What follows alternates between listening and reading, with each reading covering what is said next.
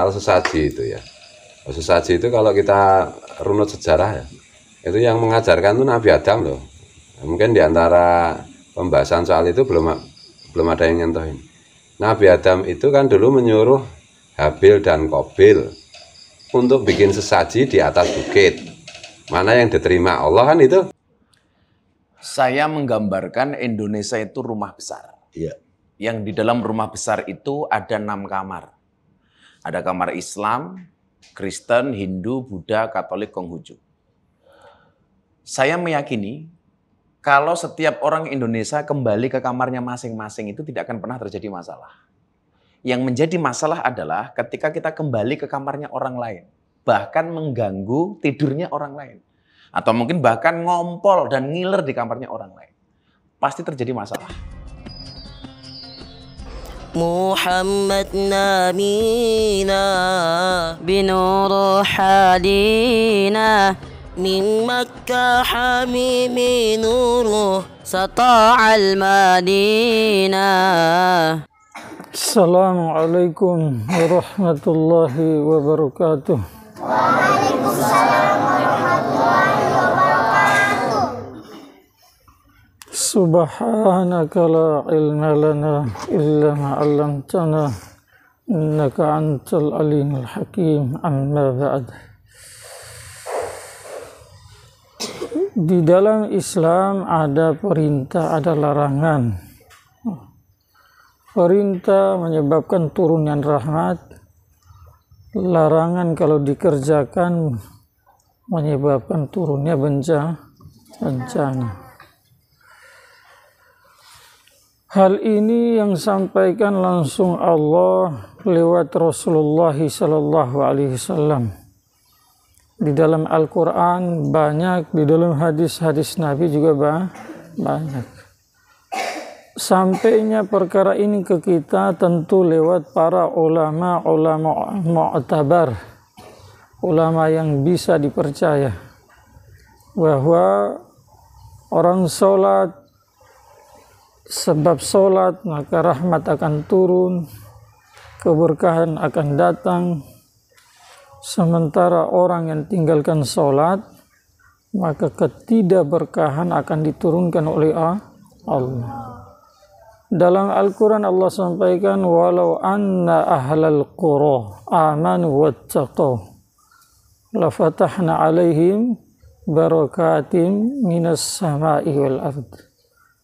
Kalau orang kampung, desa, kota, satu penduduk satu negara beriman dan bertakwa yang bagus, yang sempurna, maka Allah berjanji la fatahna alaihim barakatim minas sama'i wal ard. Lawannya kalau orang tidak beriman dan bertakwa, orang tidak beriman dan tidak bertakwa, atau beriman tapi perintah Allah dia tinggalkan, larangan Allah dia terjang, maka keberkahan tidak datang. Yang datang adalah bencana. Bencana di dunia tidak seberat apa, yang tidak sebesar yang Allah sediakan di akhirat. Sebagaimana Allah sampaikan di dalam Al-Quran, وَلَنُذِيقَنَّهُمْ مِنَ الْعَذَابِ الْأَدْنَى دُونَ الْعَذَابِ الْأَكْبَرِ لَعَلَّهُمْ يَرْجِعُونَ. Pasti dan pasti kami akan rasakan kepada mereka azab yang kecil, bukan azab yang besar.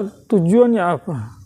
Supaya mereka sadar dan kembali kepada Allah, kembali kepada Rasulullah, kembali kepada perintah-perintah Allah dan tinggalkan larangan-larangan Allah.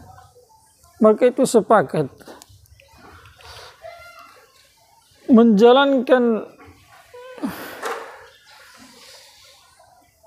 meninggalkan kemaksiatan sama dengan menjalankan perintah. Berarti itu jadi sebab tinggalkan turunnya rahmat, turunnya pertolongan, turunnya kebaikan-kebaikan dari Allah SWT. Juga sama seperti itu, orang yang menjalankan larangan dan meninggalkan perintah sama juga seperti itu. Jadi sebab turunnya musibah bencana. Paham tidak? Maka kalau ada yang mengatakan bahwa emang dengan dibuatnya sesajen akan datang musibah, emangnya kamu wakil Allah?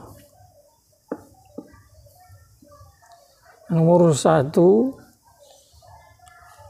sesajen itu dalam pandangan agama Islam itu bagian dari maksiat atau tidak? Ini dulu kita bahas. Kalau misalkan ada yang bilang bukan maksiat, sodorkan dalilnya. Sodorkan dalilnya. Kalau ada yang mengatakan sesajen itu sama dengan apa yang dibuat oleh dua putra Nabi Adam alaihissalam, Habil dan Qabil. Sebagaimana di dalam Al-Quran Allah sampaikan kepada Rasulullah SAW, watlu alaihim naba'a banai Adam bil haqq idh qarraba qurbanan fatuqubbila min ahadihima walam yutaqabbal minal akhir. Ceritakan kepada alaihim, ceritakan kepada mereka. Ya, saat itu adalah orang-orang yang hidup dengan Nabi. Tetapi ini ayat ini berlaku sampai hari kiamat. Ceritakan apa? Kisah dua putra Nabi Adam dengan sebenar-benarnya. Apa kisah singkat yang disampaikan oleh Allah saat mereka berdua menyodorkan kurban mereka. Yang satu kurbannya diterima, satunya ditolak. Kalau ada yang menyamakan seperti ini, jelas salah kaprah, fitnah besar, bahaya.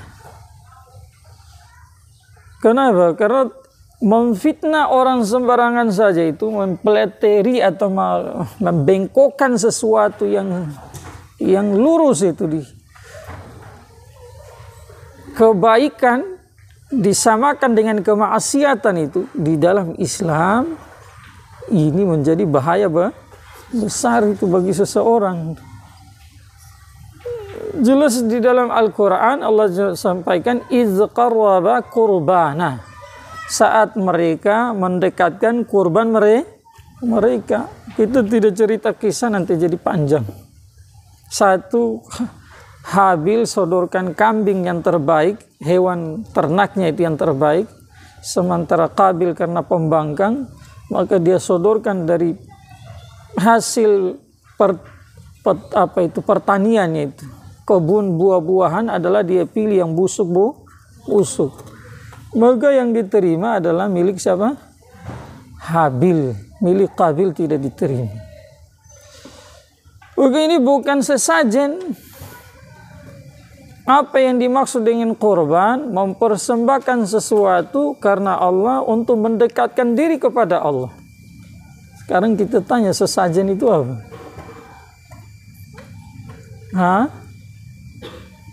Sesajen itu yang dipahami di masyarakat itu adalah mempersembahkan sesuatu untuk jin supaya lewat sesajen itu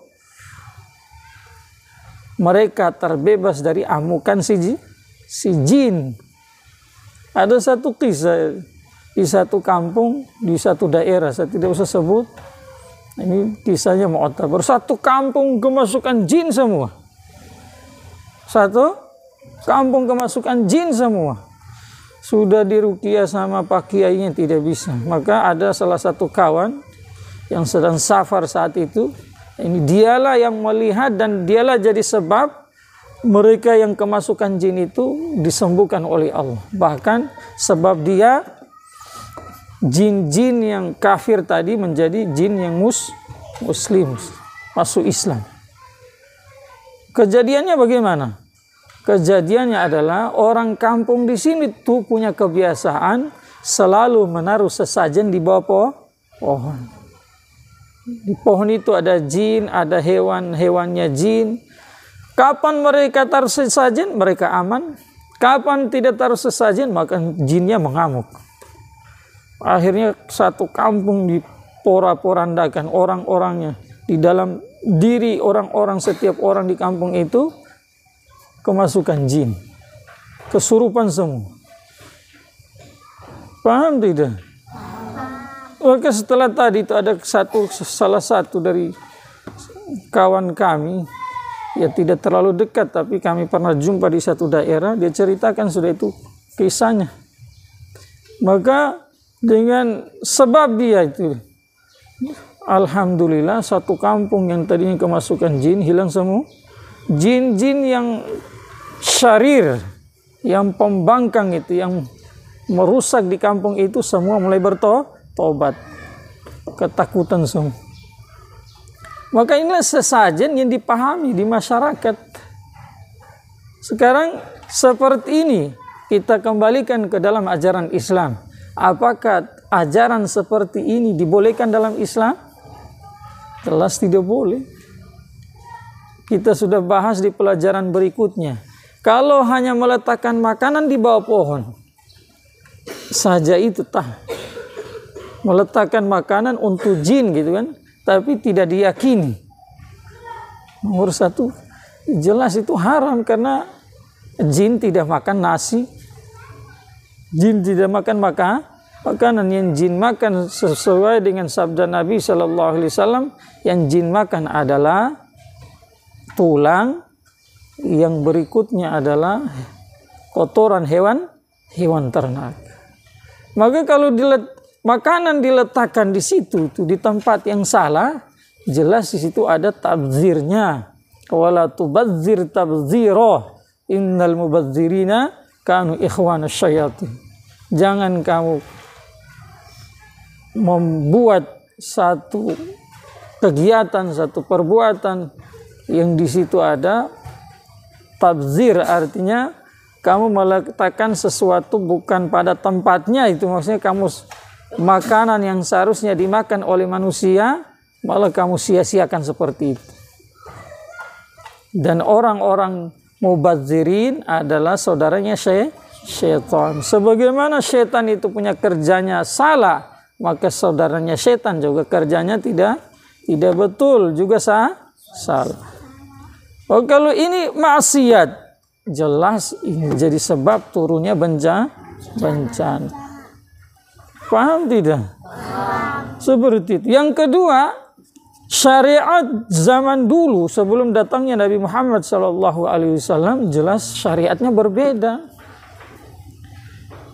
Salah satu syariat sebelum datangnya Nabi Muhammad SAW adalah tatkala mereka mau berkorban, diperintahkan oleh Allah untuk berkorban, maka hasil pengorbanan mereka itu bukan diberikan kepada fakir miskin, tetapi diletakkan di satu gunung, nanti di sana ditahu korbannya diterima atau tidak. Bagaimana bisa ditahu? Nanti yang diletakkan kalau dimakan oleh api, maka alamat bahwa korbannya diterima. Kalau yang diletakkan tadi tidak dimakan oleh api, berarti pengorbanannya tidak diterima. Sementara khususiat dari umat Nabi Muhammad SAW yang Allah syariatkan kepada Nabi mereka Muhammad SAW dan umatnya itu bukan seperti itu. Hasil kurbannya dibagi-bagi untuk fakir dan miskin. Paham tidak? Jadi salah kaprah. Kalaupun mereka mau buat seperti itu, seperti yang tadi mereka meniru apa yang dibuat oleh dua putra Nabi Adam alaihissalam, kalau caranya betul pun sudah tidak boleh lagi dalam ajaran Islam yang dibawa oleh Nabi Muhammad SAW, karena syariatnya sudah berbeda. Jangankan kita umat, Nabi Isa alaihi salatu wassalam yang nanti turun di akhir zaman itu, beliau adalah bukan nabi biasa, nabi dan rasul dan bagian daripada ulul azmi, nabi yang punya derajat di atas nabi-nabi yang lain. Nanti beliau turun, beliau juga tidak bakalan mendakwakan orang kepada ajarannya saat beliau diutus oleh Allah sebagai nabi dan rasul. Tetapi saat itu beliau diturunkan oleh Allah dari langit ke bumi, tujuannya adalah untuk menyebarkan syariatnya Nabi Muhammad SAW. Dari mana bisa ditahu seperti itu? Ya ditahu saat nanti beliau diturunkan oleh Allah di Menara Putih di Damaskus. Saat itu iqamat telah dikumandangkan untuk sholat asar. Beliau turun, maka Imam Mahdi rahmatullah alaih, Imam Mahdi radhiyallahu anhu meminta Nabi Isa alaihissalatu wassalam yang saat itu baru diturunkan oleh Allah dari langit untuk mengimami sholat asar. Maka apa jawabannya Nabi Isa alaihissalam? Jawabannya, iqamah dikomandangkan untuk kamu, bukan untuk saya. Maka dari situ kata para ulama bahwa Nabi Isa memberi isyarat bahwa saya ini turun walaupun saya nabi dan rasul, tetapi di satu sisi saya adalah umat Nabi Muhammad sallallahu alaihi wasallam yang diturunkan oleh Allah untuk menyebarkan syariat Nabi Muhammad. Bukan yang saya bawa adalah ajaran saya yang Allah turunkan di zaman saya itu, bukan. Maka syariat zaman dulu sudah tidak berlaku lagi kalau sudah dihapus dalam syariat Nabi Muhammad sallallahu alaihi wasallam. Kapan berlaku? Kalau belum dihapus. Paham ya? Maka menyamakan sesajen dengan apa yang dibuat oleh Nabi Muhammad, anaknya dua putra Adam alaihissalatu wassalam, bahaya sekali. Kamu melevelkan kemaksiatan dengan kebaikan itu, menghalalkan maksiat atau menyamakan derajat maksiat dengan ketaatan itu, wah itu dalam Islam imanmu bisa terancam. Paham tidak? Maka sepakat sekarang kita itu sesajen maksiat, walaupun memang dalam cara memberantaskan itu sesajen itu, ya kami juga tidak setuju dibuatkan video, ditendang, kemudian dilempar, karena itu nanti mau mengundang reaksi kemarahan orang-orang yang masih suka buat sesajen. Yang kedua, reaksi publik juga orang-orang yang belum memahami perkara ini juga mereka akan marah, sehingga dakwah itu akan terkendala. Tetapi kami tidak setuju kalau kamu mengatakan bahwa sesajen itu halal. Bahaya besar. Paham tidak? Sekarang kita sepakat, sesajen itu kan maksiat. Berarti kalau sesajen dilegalkan, sesajen dibiarkan, dalam pandangan Islam, itu akan menyebabkan turunnya bencana dari Allah. Paham tidak? Kalau bilang, kamu emangnya kamu wakil Allah? Jelas saya wakil Allah. Wakil Allah sebagaimana Allah sampaikan dalam Al-Quran, inni ja'ilun fil ardi khalifah. Wakil Allah ada dua, satu hakiki para rasul, para nabi. Yang kedua adalah wakil Allah, ya bagian dari umat nabi yang beriman kepada Allah, rasulnya, punya tanggung jawab sebagaimana para nabi dan para rasul. Kuntum khaira ummatin ukhrijat linnas ta'muruna bil ma'ruf wa tanhauna 'anil munkar. Jadi nabi-nabi punya tanggung jawab berbuat baik, ajak orang untuk kebaikan. Tinggalkan kemungkaran, ajak orang untuk tinggalkan kemungkaran dan beriman kepada Allah. Sama tanggung jawab umat Nabi Muhammad SAW sampai hari kiamat. Man amana bi, apa itu? Wa manittaba'an. Orang-orang yang mengikuti saya, yakni Nabi Muhammad SAW, maka mereka punya tanggung jawab sama dengan tanggung jawab Nabinya Muhammad SAW. Sekarang ada orang yang begini, yang mengatakan bahwa di negara Indonesia ini karena dihuni oleh beberapa agama, Maka ada yang mengumpamakan bahwa diibaratkan ini negara Indonesia seperti satu rumah yang di dalamnya ada 6 kamar. Ada kamar Islamnya, ada kamar Kristen Katolik, ada kamar Kristen Protestan, ada kamar Buddha, ada kamar Hindu, ada kamar Konghucu. Berarti sudah berapa kamar itu? Sudah kamar. Kalau seandainya setiap orang yang tinggal di kamar masing-masing tidak mengganggu orang di kamar sebelah, tidak akan terjadi masalah, tidak akan terjadi cekcok. Jelas, betul. Tetapi perlu semua kita pahami bahwa di dalam Islam itu, yang tadi di awal-awal saya sampaikan, ada larangan, ada perintah. Larangan dibuat sebab turunnya rahmat, larangan dibuat sebab turunnya bencana, kemudian perintah ditinggalkan sebab turunnya juga bencana. Sekarang lihat, setiap orang di kamar masing-masing. Kalau seandainya mereka itu buat hal-hal yang tidak berlawanan dengan Islam di kamar mereka itu, tidak dibawa keluar,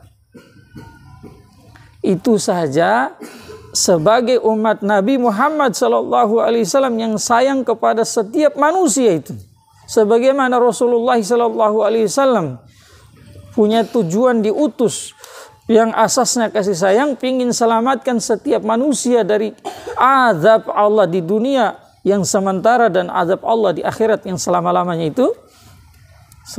Sebagaimana Rasul seperti itu, maka kita umat Nabi juga punya keadaan hati harus seperti itu.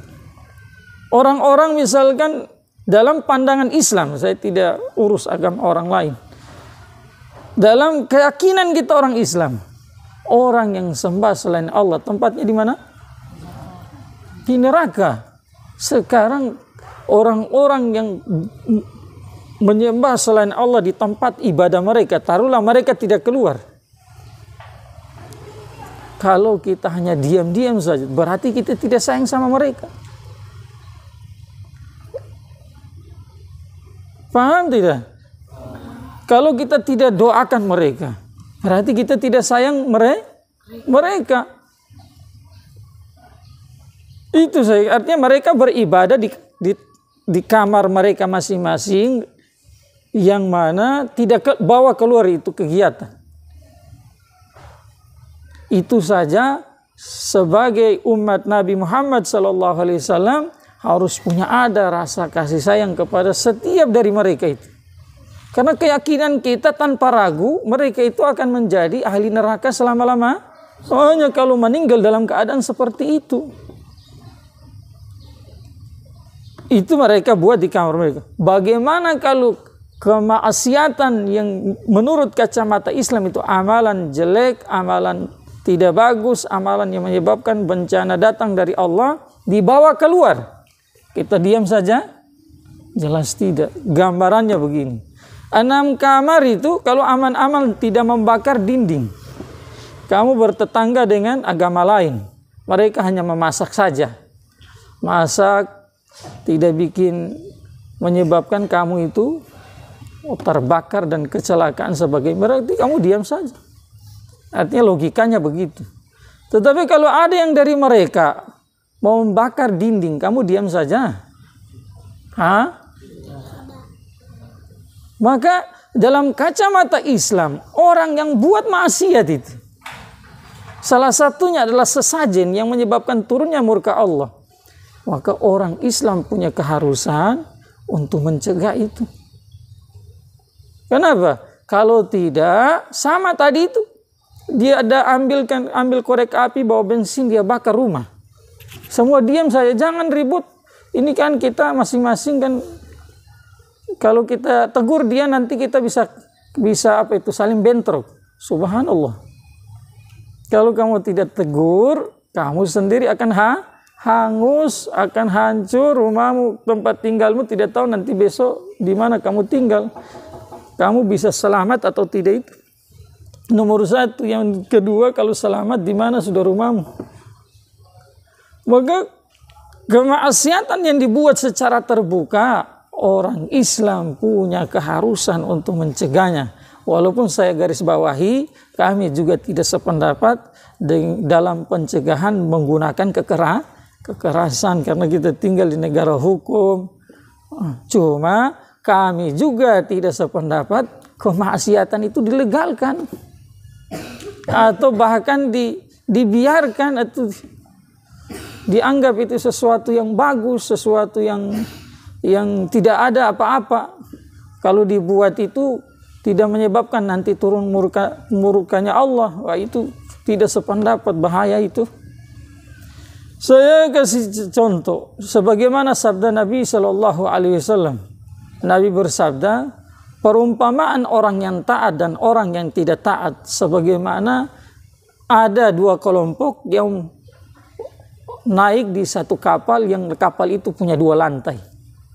Orang yang taat tinggal di atas, orang yang tidak taat tinggal di bawah. Yang sekarang kamu lihat, orang yang di bawah yang tidak taat, kalau misalkan mereka berpikir, kita daripada capek, kata Nabi SAW yang mafhumnya, daripada capek mau ambil air harus naik tangga ke atas, kemudian turun lagi, lebih baik kita bocor saja nih bagian bawah kapal supaya air bisa masuk, kita tinggal tidak capek-capek lagi dapat air. Logika kan bagus tuh, tidak capek. Paham tidak? Mereka yang di bawah tidak menyadari ini akan mendatangkan bencana. Bencananya apa? Datang masuk air, bukan yang tenggelam hanya yang di bawah, di atas juga itu. Sekarang orang yang di atas ini, kalau tahu apa yang dibuat sama orang yang di bawah itu, bahwa membocorkan kapal ini bahaya, membahayakan kita, terus mereka diam-diam saja. Kita ini kan masing-masing punya kamar sendiri. Biarkan saya apa yang mereka buat di bawah, dibiarkan saja. Kita kan di atas. Saya tanya kamu, kalau kapal itu dibocor sama orang di bawah, yang tenggelam hanya yang di bawah saja. Di atas juga ikut bahaya. Walaupun itu di dunia, walaupun di akhirat nanti akan dipisahkan orang kafir dan orang beriman. Maka dalam pandangan kita orang Islam, tanpa kita urus agama orang lain, dalam ajaran Islam, orang-orang di luar Islam itu belum memahami kebenaran. Itu akidah kita gitu. Bahwa kita yang memahami kebenaran punya tanggung jawab untuk mendakwakan ini kebenaran. Tentu dalam berdakwah dengan cara apa saja kita pakai, pasti di situ ada ujian. Paham tidak? Ada benturan sedikit banyak. Yang diajak ada yang mau, yang diajak ada yang tidak mau. Itu sudah sunnatullah, itu tidak bisa dirubah. Cuma tanggung jawab untuk mengingatkan, tanggung jawab untuk mencegah tidak bisa dihilangkan dari kehidupan orang Islam. Kalau tidak nanti seperti tadi itu, kalau bencana datang akan merata. Akan merata.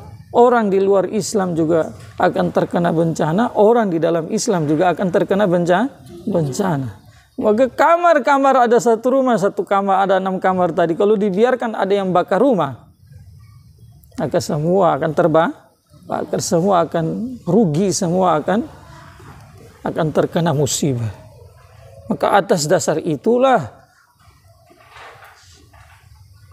di dalam Islam bukan mau hilangkan toleransi, tetapi toleransinya tidak boleh kebablasan. Yang hak disampaikan hak, cuma tentu dalam menyampaikannya juga lebih bagus. Asasnya lemah lembut. Kemungkaran wajib dicegah, cuma lebih bagus kalau umat masih lemah, ya cara pencegahannya dengan lemah lembut supaya tujuan juga tercapai, bentrok juga kita terhindar dari bentrok. Nah, sudah kita berusaha seperti itu, masih ada saja yang tidak suka, masih ada saja yang mau bicara macam-macam, tidak sependapat, tidak suka, ya terserah itu. Biarkan saja. Jelas selama 23 tahun Rasulullah berdakwah, apakah semua mulus? Adakah orang yang lebih sayang kepada umatnya dari Rasulullah? Adakah orang yang lebih lembut dari Rasulullah?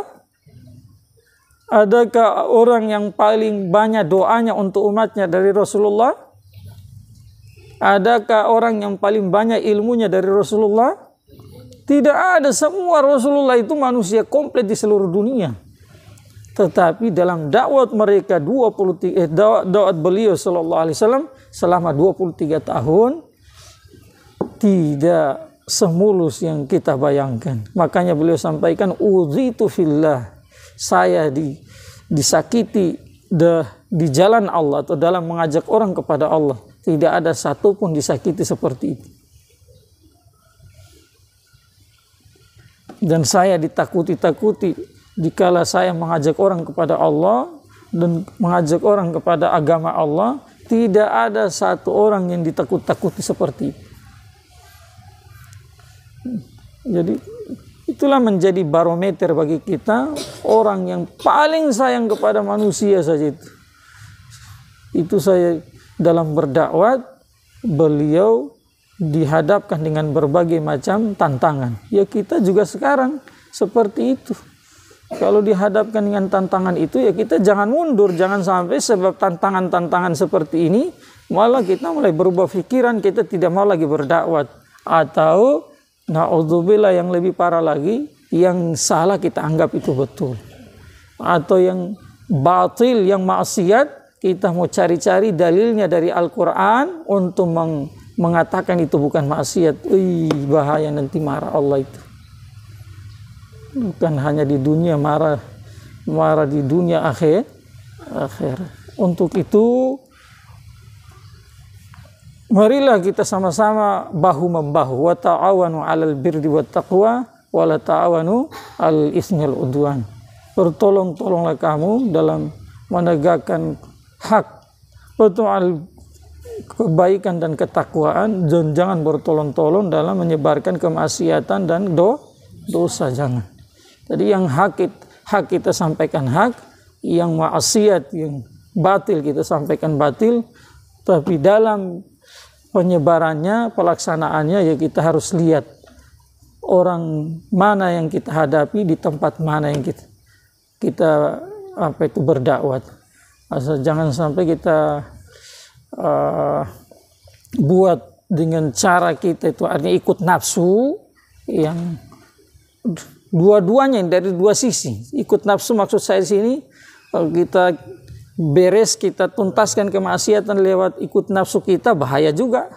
Dengan cara kekerasan, tidak mau dengar masukan orang lain, atau kita biarkan saja kemaksiatan, nafsu kita lagi tidak mau mendengar orang lain. Dua-duanya akan bahaya. Jadi ikuti jalan tengah-tengah. Kemaksiatan kita anggap itu kemaksiatan, ya cara memberantaskannya ya kita